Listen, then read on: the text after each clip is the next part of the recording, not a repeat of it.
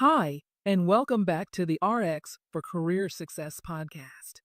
I'm Dr. Kristy Taylor, and today we're diving into a conversation that makes a lot of people nervous: salary negotiation.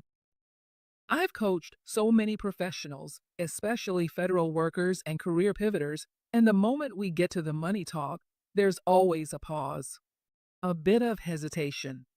I'll hear things like, "What if I come off as greedy? I'm just lucky to get an interview. I don't want to mess this up." And I get it. The fear is real. But here's something I want you to remember. Being grateful for the opportunity and knowing your worth are two completely different things, and they can absolutely exist at the same time. So let's talk about how to approach salary negotiation without underselling yourself and without feeling like you're walking on eggshells. First things first, do your research and then anchor high but fair. One of the most common mistakes I see is people showing up with no number in mind or picking one that's way below market value. If you're applying for a role, take the time to look it up on salary.com, PayScale, Glassdoor, whatever tools you trust. Filter it by your city, your experience level, and your industry. Don't just stop at the average, look at the top of the range too. If the going rate is $80,000 to $100,000, you shouldn't be shy about saying, "Based on my research and experience, I'm targeting $95,000 to $100,000. That's called anchoring. It gives you room to negotiate while signaling confidence. Now, for my federal folks, don't let your old GS level keep you in a box. I see this all the time. You're transitioning out of a federal job, and you automatically assume that your next role should pay in the same ballpark. No, that's not how it works in the private sector. In the private sector, it's about impact, results, the problems you can solve.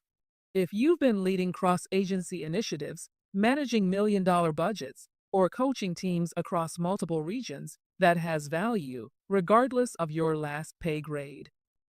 So you're not negotiating based on what you used to earn. You're negotiating based on the results you can deliver. That leads me to my next point. You've got to know your value and be able to talk about it. What I call your return on impact.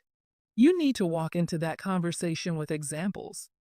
Not vague, "I'm a hard worker" stuff. I mean hard data.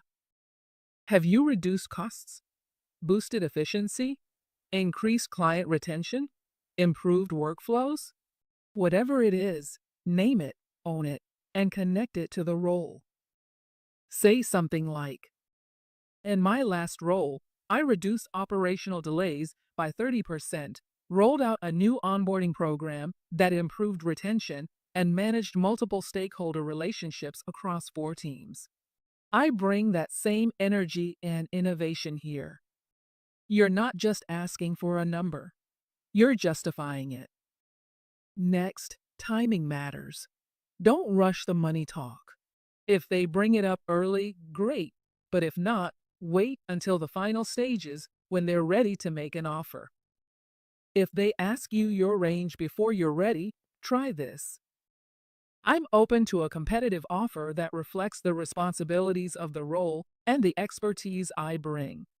I'd love to learn more about the expectations first." Simple, direct, and it keeps the door open. Also, remember that salary is just one piece of the puzzle. Look at the whole package: bonuses, PTO, 401k match, healthcare, remote flexibility, professional development stipends. If the base salary isn't quite where you want it, ask, "Is there flexibility in offering a signing bonus or training budget?" It shows that you're reasonable, but also strategic. One more thing I want to emphasize: practice. Say the number out loud, rehearse the conversation, role play it with a coach or someone you trust. And when you state your number, stop talking. Silence can feel awkward, but it's powerful.